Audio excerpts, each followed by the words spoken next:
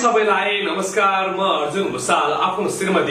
आफ्नो श्रीमती सम्पर्क बिन भइसकेपछि खोज्न अहिले उहाँ आदरणीय दाजु हाम्रो अफिस चितवन भरतपुरसम्म आइपुग्नु भएको छ। उहाँको श्रीमतीको तस्बिर मैले सार्वजनिक गरेको छु। उहाँ दिदीलाई हजुरले कहीँ कतै कुनै अवस्थामा भेटे खबर गरिदिन आग्रह गर्छु। हजुर नमस्कार। हजुरको शुभ नाम? मेरो नाम टीकाराम विश्वकर्मा। टीकाराम विश्वकर्मा। घर कहाँ? घर रामेछाप मन्थली। रामेछाप मन्थली। श्रीमतीको नाम?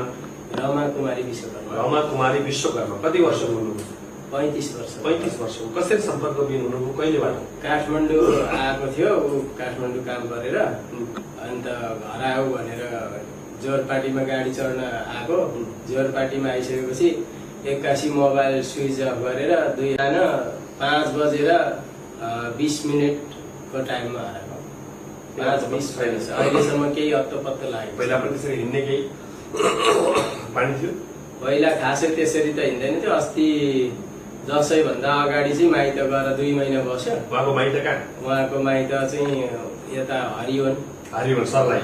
छोराछोरी बालबच्चा छन् कि नै? छन् 2टा, एउटा छोरा एउटा छोरी छ। के नाम हो उसको? एउटा रोशनी विश्वकर्मा, एउटा रञ्जित विश्वकर्मा। केही भन्न चाहनुहुन्छ श्रीमतीलाई? अब जहाँ भए पनि कहाँ कुन ठाउँमा छ, कुन आपत के छ, कस्तो परेको छ, एकचोटि सम्पर्क गरेर म यहाँ छु भन्दै खोज्न कहाँ प्रयास गर्नुभयो? मैले खोज्नको लागि काठमाडौँ भेली घोरी चाहिँ जहाँसुकै आफ्नो आफन्तको म सबै खबर गरिसकेँ।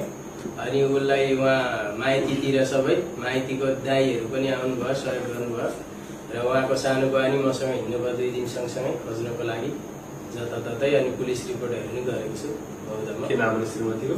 रमा कुमारी विश्वकर्मा। रमा कुमारी विश्वकर्मा सम्पर्क बिन भएको केही दिन भयो। परिवारले खोज्न धेरै प्रयत्न गरेको छ। रामेछाप मन्थली उहाँहरूको घर हो। उहाँको ससुराली जो हराउने दिदीको माइत हरिवन सरलाई परिवारले खोज्न धेरै प्रयत्न गरेको छ। 2 बच्चाको आमा आज एकाएक सम्पर्क बिन हुँदा परिवार आत्तिएको छ। म आग्रह गर्न चाहन्छु हजुरले कहीँ कतै कुनै अवस्थामा भेट्नु भएमा नजिकको प्रहरी कार्यालयमा खबर गरिदिनु होला। उहाँले प्रहरी बौद्ध पनि निवेदन दिनुभएको छ। खोजेका लागि प्रहरीका तर्फबाट पनि प्रयास जारी छ।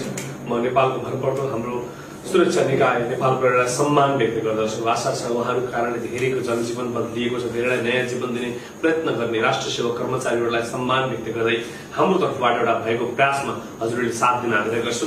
कहीँ कतै कसैले भेट्नु भएमा नजिकको प्रहरी कार्यालय अथवा हाम्रा नम्बरहरू 98514941, 985551 341, 98 015 64015 64015 फोन गरिदिन आग्रह गर्छु। सबैले मानवताको कर्म गरौँ, असल कर्म गरौँ, हराएका नागरिकहरू खोज्न छुटौँ। म उहाँ आदरणीय दिदीलाई पनि आग्रह गर्न चाहन्छु। परिवार ठूलो कुरा हो, बालबच्चा ठूलो कुरा हो। घरभन्दा ठूलो संसारमा केही पनि छैन। चित्त नबुझेको हो, यदि श्रीमानसँग चित्त नबुझ्या हो, परिवारसँग चित्त नबुझ्या हो भने यसरी सम्पर्क बिन भएन। सम्बन्धी निकायमा छलफल गर्ने ठाउँ छ, तर पनि सम्पर्क बिन हुनु राम्रो भएन। जहाँ हुनुहुन्छ हजुर सम्पर्कमा आइदिनुहोस्। कसैले लेख्नु भएको छ भने खबर गरिदिनुहोस्। यो मेसेज सबै नेपालीहरूसम्म पुगोस्। नमस्कार।